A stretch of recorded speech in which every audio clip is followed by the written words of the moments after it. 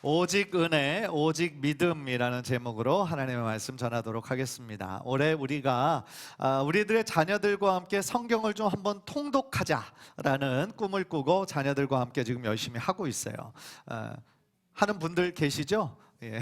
안 하시는 분들도 계시겠지만 하고 있는 분들 분명히 계실 거라 저는 생각해요. 그래서 우리가 지난주 중에 어디를 읽었냐면 갈라디아서를 읽었습니다. 사실은 신앙생활을 많이 안 하신 분들은 갈라디아서 굉장히 생소한 이름이죠. 갈라디아서는요, 바울이 갈라디아 지역에 있는 교인들에게 보낸 편지예요. 예, 그래서 갈라디아는 지역 이름입니다. 오늘날의 서울 이런 것처럼 갈라디아 도시이고요. 갈라디아서 했을 때 그것이 편지입니다. 그런데 편지는 물론 오늘날도 그렇지만 옛날에는 어떻게 보면 이 멀리 떨어져 있는 사람들에게 소식을 전하고 들을 수 있는 유일한 수단이었죠. 그래서 아무런 이유 없이 쓰는 것이 아니라 분명한 이유를 가지고 쓰는 것이 이 편지입니다. 갈라디아서도 마찬가지예요. 바울이 갈라디아 지역의 교인들에게 편지를 쓴 이유가 있어요. 특별히 갈라디아에서는 주님을 믿는 이 복음에 대한 것이 로마서와 마찬가지로 굉장히 선명하게 드러나 있는데, 사실은 갈라디아서를 쭉 읽어보면 바울의 안타까워하는 마음이 많이 그 안에 들어가 있어요. 왜 안타까워하고 있을까? 갈라디아 지역의 교인들이 이제 예수님을 믿고 기독교인이 되었잖아요. 그런데 유대교도들의 핍박이 심해지면서 다시 유대교로 배교하고 돌아가려고 하는 사람들이 많았던 거예요. 그러니까 바울의 입장에서는 너희들이 가진 복음이 얼마나 소중한 것인데 왜 다시 복음을 멀리하고 다시 유대교로 돌아가느냐, 제발 그러지 말아라 라고 안타까운 마음으로 쓴 편지가 이 갈라디아서예요. 그래서 갈라디아에서 보면 가장 선명하게 드러나는 핵심적인 주제가 뭐냐면 다른 복음은 없다는 거예요. 다른 복음은 없다. 오직 내가 전한 이 예수 그리스도의 복음이 최고의 복음이고 이것 외에 다른 소식을 전하는 자들이 있다면 그것은 거짓된 거다라고 이렇게 얘기를 하는 거예요. 어떻게 보면 이것만 여러분들이 기억하고 가셔도 오늘 설교 잘 들으신 거예요. 그래서 이 부분에 대해서 제가 조금 더 설명을 좀 드리려고 합니다. 그래서요, 3장 1절을 보면 이렇게 시작을 하는 거예요. 어리석도다 갈라디아 사람들아, 예수 그리스도께서 십자가에 못 박히신 것이 너희 눈앞에 밝히 보이거늘 누가 너희를 꾀더냐, 누가 너희를 자꾸 유혹하더냐. 예수 그리스도의 십자가에 못 박혀서 우리가 구원을 얻었는데 왜 너희들은 다시 복음 아닌 다른 것에 너희들의 마음을 자꾸 흔들리느냐. 그러니까 어리석도다 하는 거는 오늘날로 하면 이 답답한 사람들아 이런 말이에요. 이 답답한 사람들아, 왜 다시 그 유대교로 돌아가려고 그러느냐, 누가 너희를 자꾸 꾀더냐, 왜 자꾸 흔들리느냐, 이런 마음인 거죠. 그래서 갈라디아서는 6장까지밖에 이루어지지 않은 작은 짧은 그런 책이지만 이 안에 정말 다시 복음을 붙잡기를 원하는 바울의 마음이 잘 들어있어요. 그래서 뭐가 정말 소중한 거냐, 정말 소중한 것을 붙잡아라, 이 얘기가 있는 것이죠. 예전에 다이아몬드로 유명한 지역이 남아프리카 공화국이라고 하는데요, 다이아몬드가 너무 고귀한 보석이라는 것을 제일 처음에는 몰랐을 거 아니에요. 이거 좀 반짝반짝 하긴 하는데 이게 진짜로 비싼 건가? 몰랐을 거 아닙니까? 그래서 남아프리카 공화국에 이 외지인 사람들이 이렇게 들어가 가지고 그것을 가지고 노는 아이에게 사탕을 주면서 야, 너 그거 돌멩이 나하고 바꾸자. 그래가지고 그 아이들이 사탕 받고 그거를 그 사람들에게 줬다라는 거예요. 그런데 나중에 그 가치를 깨달았을 때 이게 정말 너무너무 비싸고 소중한 것이라는 것을 깨달았을 때는 이미 다 그 채굴권이 외국 사람들이 다 뺏겨버렸을 때였어요. 그러니까 나중에 알게 되었을 때 남아프리카 공화국에 사는 사람들이 얼마나 땅을 치고 한탄했겠습니까? 마찬가지예요. 뭐가 정말 중요한지 모르면 이런 일이 일어난다라는 거예요. 우리가 지금 믿고 있는 이 복음이 우리를 구원하신 이 구원자이신 예수 그리스도가 얼마나 소중한 분이신지를 우리가 깨닫지 못하니까 자꾸 우리가 지난주에 말씀드린 것처럼 물질이나 명예나 권력이나 이 세상적인 가치관에 의해서 자꾸 소중한 것을 뒤로 미루거나 빼앗겨 버리는 일이 지금도 일어나고 있다라는 거죠. 따라서 바울은요, 이 갈라디아 교인들에게 갈라디아서 1장 16절을 보니까 그리스도의 은혜로 너희를 부르신 이를 이같이 속히 떠나 다른 복음을 따르는 것을 내가 이상하게 여기노라 라고 얘기하는 거죠. 그러니까 바울은 이렇게 얘기하는 거예요.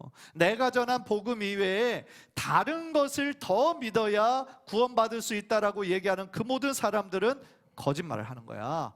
그거는 거짓된 거야. 복음 하나로 충분한 거야 라고 바울은 강조하고 있다라는 거죠. 한번 따라해 봅시다. 복음 하나로 충분합니다. 그래서 예수의 십자가의 보혈의 능력으로 말미암아 죄에 빠져서 우리가 구원받을 수 없는, 아무런 자격이 없는 우리들을 건전해 주셨죠. 구원해 주셨죠. 우리들의 죄로 우리가 죽어야 되는데, 왜냐하면 죄의 삭은 사망이라고 그랬으니까. 그러니까 우리가 죄값을 치러야 되는데 우리들의 죄값을 예수님이 십자가 위에서 대신 치러 주셨다. 한 번에 치러 주셨다. 그 이전 구약 시대까지만 해도 자신의 죄의 문제를 해결하기 위해서 어떻게 됐어요? 피 흘림의 제사가 필요했죠. 그래서 절기 때마다, 대속죄일 때마다 소를, 양을, 염소를, 좀 가난한 사람들은 비둘기를, 그런 것들을 잡아서 피를 흘리고 하나님께 제사를 드려야 하나님께서 그 피를 보고 그 죄를 용서해 주셨는데, 이제 예수님께서 십자가 위에서 단번에 제사로 예수님께서 스스로 제물이 되셔서 흠없는 어린 양, 유월절 어린 양이 되어주시고 그 본인 스스로가 대제사장이 되셔서 우리의 모든 죄를 다 갚아주시고 대속해 주셨다. 따라서 우리가 그것을 믿는 믿음만 있으면 우리들 모두는 구원을 받고 죄의 문제를 해결 안 받고 하나님의 자녀가 된다라는 것이 복음의 핵심이잖아요. 따라서 이 복음 하나로 우리들에게 충분하다라는 그 사실을 우리는 믿고 더욱더 하나님 앞에 감사함으로 나아가야 될 줄 믿습니다. 그런 면에서 오늘 설교 제목처럼 기독교 중에서 가장 중요한 두 가지를 뽑으라 한다면 저는 은혜 그리고 믿음을 뽑겠어요. 그래서 오늘 본문을 통해서 오직 은혜, 오직 믿음이 선명하게 드러나기 때문에 이 말씀을 전하고 함께 은혜를 받기를 원하는 마음이 있는 것입니다. 그래서요, 이 첫 번째로 오직 은혜를 강조하고 있는데, 은혜로 시작한 너희들의 이 신앙생활을 끝까지 은혜로 마쳐야 된다라고 바울은 얘기를 하는 거예요. 우리들의 인생 생각해 보세요. 은혜로 시작했잖아요. 은혜라는 것이 뭡니까? 자격이 없는 자에게 거저 주어지는 하나님의 선물, 그것이 은혜예요. 우리가 열심히 일을 해서 그날의 일당을 받았어요. 그러면 그것은 은혜입니까? 은혜가 아닙니까? 은혜가 아니에요. 왜냐하면 내가 일해서 받은 대가일 뿐이에요. 그러나 우리의 구원에 있어서는 내가 구원을 위해 한 것은 아무것도 없는 거예요. 자격이 없는 우리들에게 하나님께서 창세전부터 예정해 주셔서 우리를 긍휼히 여겨주시고 우리를 하나님의 자녀 삼아 주신 거예요. 그러니까 구원에 있어서는 우리가 한 것은 아무것도 없는 거예요. 우리들에게 거저 주신 선물인 거예요. 따라서 이 은혜는 하나님이 거저 주신 우리들에게 주신 너무나 큰 은혜요 선물이다. 그런데 갈라디아 교인들도 역시 그랬단 말이에요. 은혜로 하나님의 구원을 받았단 말이에요.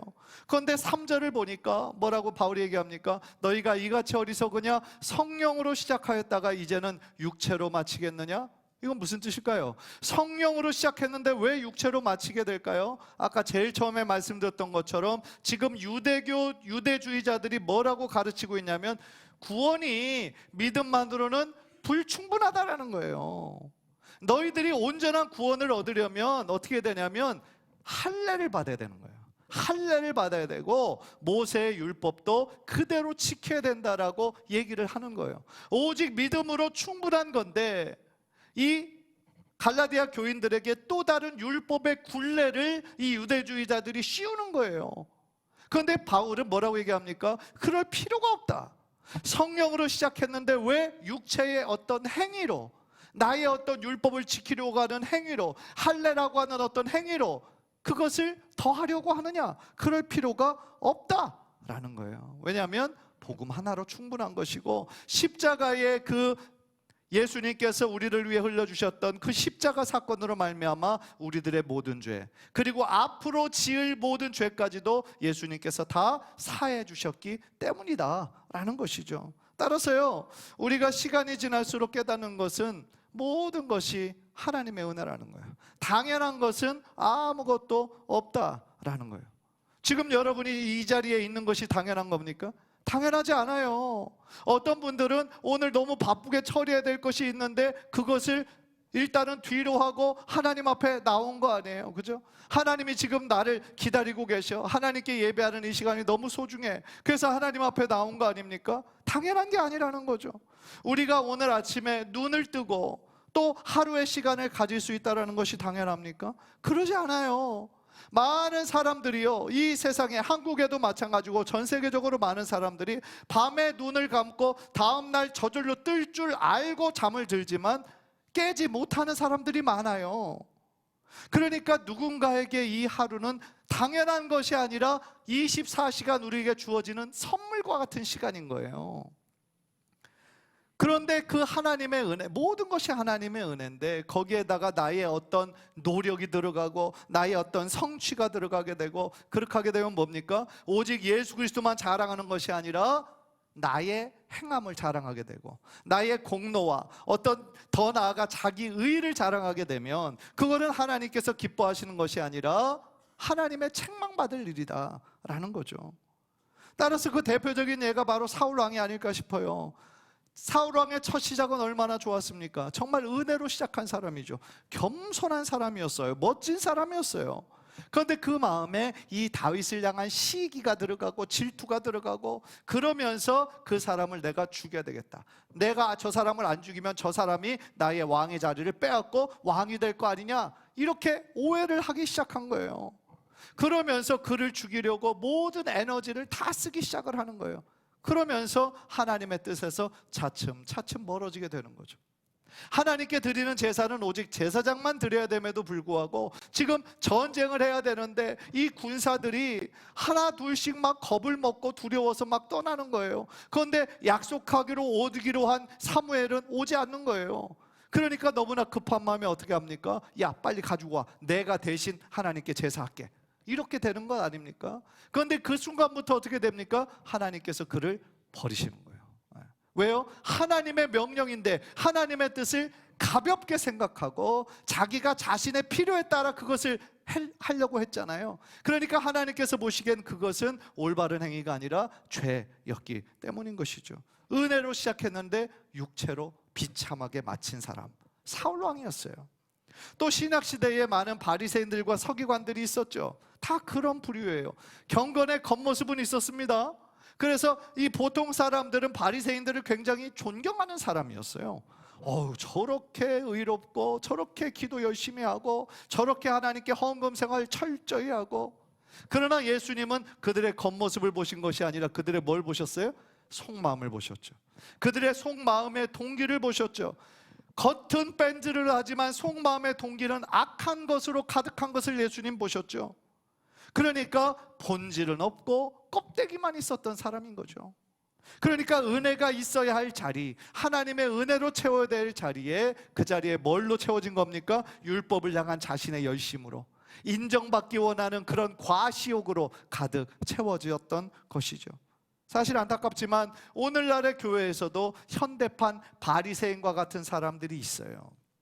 처음에는 오직 은혜로 바르게 출발했습니다. 그런데 그 중간에 성취욕과 명예욕에 빠지는 거예요.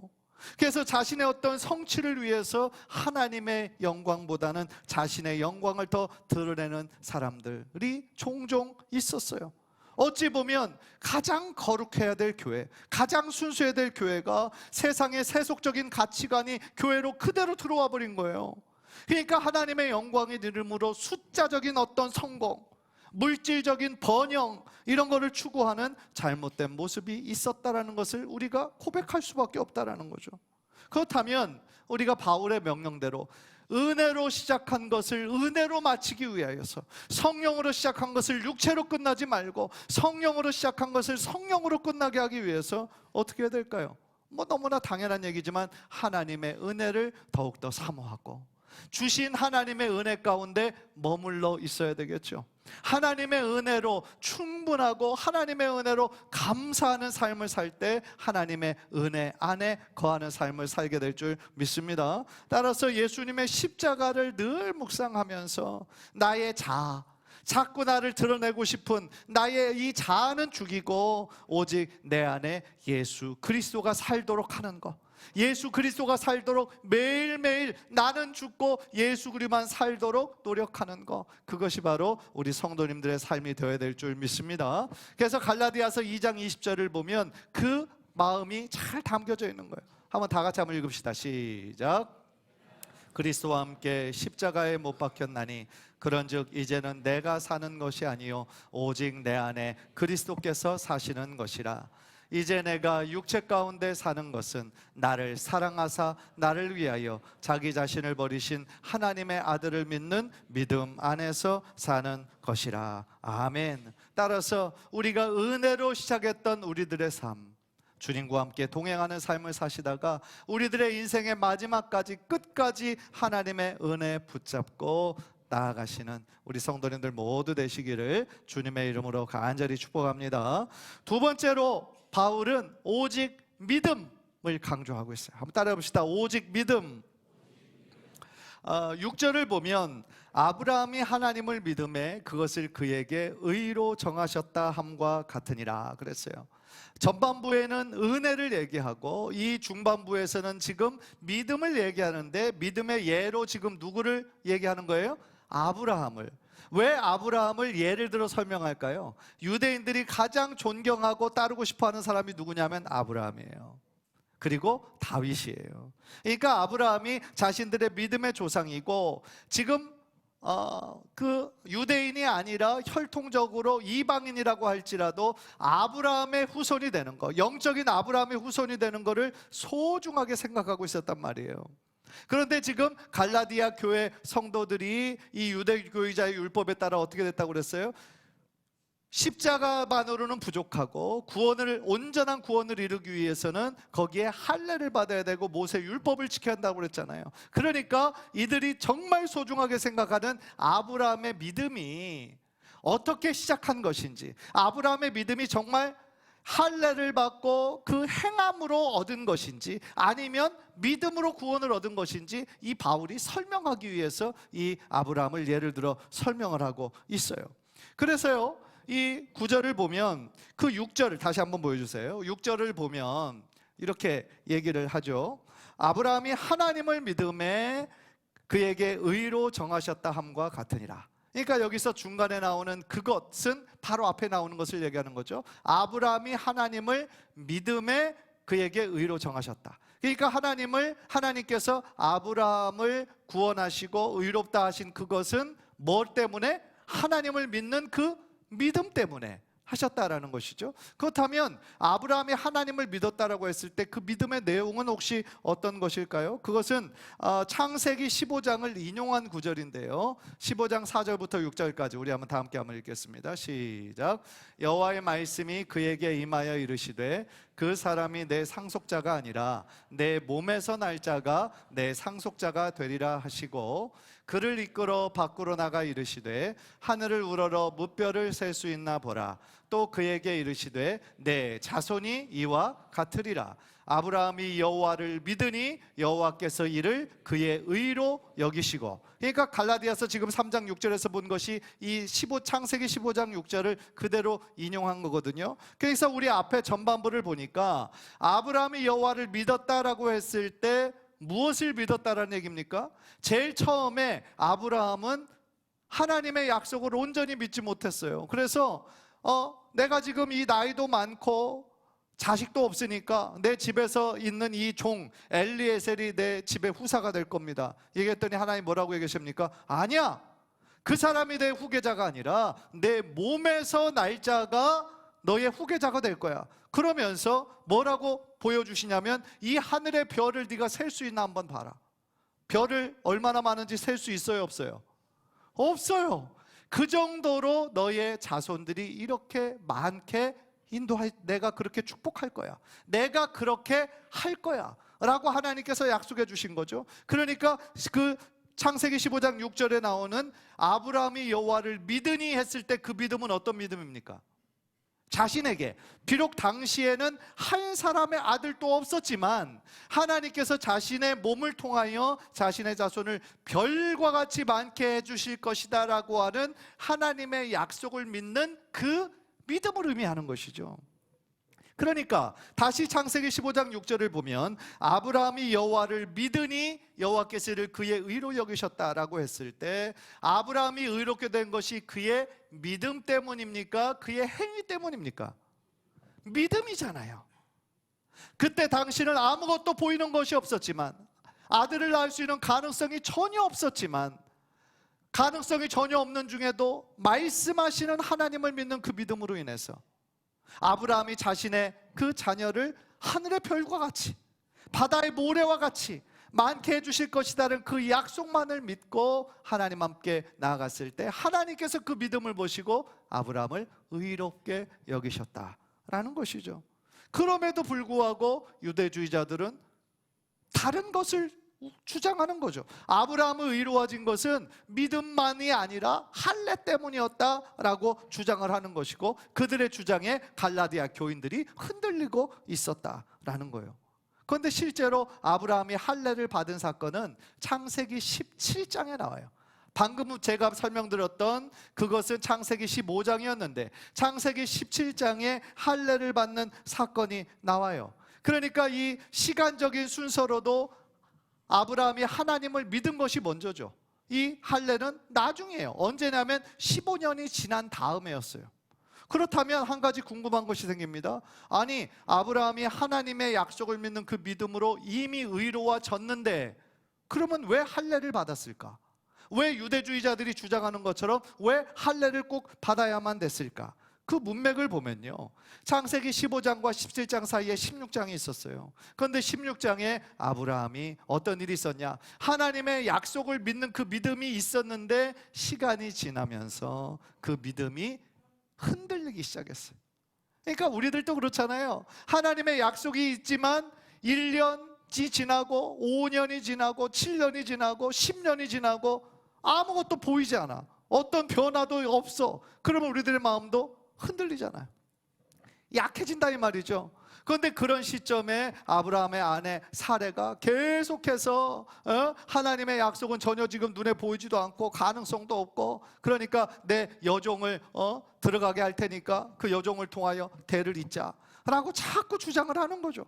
그러니까 아브라함도 그 주장에 못 이겨서 육체적인 방법으로, 육신의 방법으로 아들을 낳잖아요. 그 여종 하가를 통해서. 그 아들 이름이 뭐죠? 이스마엘. 그래서 어떻게 보면 하나님의 약속을 끝까지 믿지 못했던 거예요. 아브라함이 실수한 거예요. 중간에 넘어졌던 거예요. 그런데 참 우리 하나님이 대단하시고 우리 하나님이 참 감사한 이유는 믿음에서 벗어났잖아요. 실족했잖아요. 그런데 그런 아브라함을 야, 너는 믿음의 조상 될 자격 없어, 너는 탈락이야 라고 말씀하지 않으시고 아브라함이 99세 되던 해에 나타나셔서 그의 이름을 바꿔주세요. 아브람이었는데 뭘로 바꿔주세요? 아브라함으로. 그런데 아브라함의 이름의 뜻이 뭐예요? 열국의 아비, Father of Nations, 모든 나라 모든 민족의 아버지의 이름으로 바꿔주셨어요. 그러니까 이름을 바꿔주신다는 건 뭐예요? 이제 내가 곧 시행하겠다. 지금 내 몸에서 한 사람도 없었지만 이제 너의 몸에서, 너와 사라에게서 아들을 하나님께서 주실 것이다 라고 하는 하나님의 의지를 보여주신 것이죠. 따라서 그 하나님의 언약을 상기시키시고 또 하나님께서 반드시 약속을 이루실 것임을 믿는 그 증표로 하라고 하신 게 그게 할례다 라는 거예요. 그러니까 자신의 몸에 할례를 행함으로 말미암아 하나님의 약속을 계속하며 상기하고 기억할 수 있는 목적으로 할례를 허락하셨다. 그러니까 할례는 유대주의자들이 주장하는 것처럼 칭의, 의롭게 된 것의 근거가 아니라 칭의의 결과로, 증표로 주어진 것이 바로 할례였다라는 것이죠.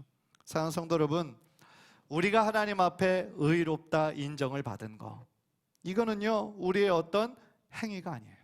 우리의 어떤 노력이 아니에요. 오직 예수 그리스도를 나의 주님이라고 고백하는 그 믿음 한 가지라는 것을 여러분들 꼭 믿으시기를 주님의 이름으로 간절히 축복합니다. 이 중에 그 누구도 구원받을 자격이 있어서 구원받은 사람은 한 사람도 없어요. 그리고 그 주님을 믿는 그 믿음마저도 넓게 보면 다 하나님의 은혜에 속하는 거예요. 여러분들 생각해 보세요. 우리들에게 갑자기 믿음이 생겨가지고 어제까지도 안 믿어지던 게 내가 오늘부터 내일부터 믿을 거야, 내가 그렇게 작정한다고 해서 믿음이 생기나요? 그러지 않아요. 그런데 우리가 계속 은혜 안에 머물고 말씀을 듣는 가운데 정말 그저께까지도 믿어지지 않던 것이 어느 순간 그것이 믿어지게 되죠. 그러니까 나의 의지가 아니라 마치 수동태인 것처럼 어떤 강력한 힘에 의해서 믿을 수 없었던 것이, 상식적으로 말이 안 되던 것이 어느 순간 하나님이라면 그럴 수도 있겠구나, 하나님이라면 가능하겠구나 라고 하는 믿음이 생기게 되는 것도 결국은 하나님께서 우리들의 마음을 주장해 주시기 때문이다 라는 거죠. 그러니까 믿음도 내가 믿었다가 아니라 하나님께서 믿게 하셨다. 그러니까 우리들의 인생은 능동태가 아니에요. 내가 주인이 되어서 하는 것이 아니라 하나님께서 우리 삶을 이끄시고 우리는 하나님에 의해서 순종할 때에 우리들의 삶이 가장 선한 길로 하나님이 이끌어 주실 줄 믿습니다. 따라서 모든 것이 하나님의 은혜고 우리가 예수님을 믿은 그 믿음도 결과적으로는 하나님의 은혜다라는 것이죠. 따라서 구원받은 이 자리에 있는 하나님의 자녀들이 자랑할 것은 내가 3대째 기독교인이다, 내가 우리 아버지가 장로님이고 우리 아버지가 목사다, 그거를 자랑할 것이 아니라 내가 자랑할 것은 오직 예수 그리스도의 십자가뿐이다. 오직 하나님의 은혜로 내가 지금 이 자리에 있다라는 그 사실을 언제나 기억하고 살아나갈 때에 하나님의 기쁨이 되는 여러분의 삶이 될 줄 믿습니다. 그래서 오늘 또 정말 은혜의 발걸음에 함께 동참해 주신 우리 귀한 성도님들의 인생에 끝까지, 우리 인생이 다하는 그날까지 오직 은혜, 오직 믿음 기억하여 주님께 더욱더 한 걸음 한 걸음 가까이 나아가는 우리 성도님들 되시기를 주님의 이름으로 간절히 축복합니다. 기도하겠습니다. 우리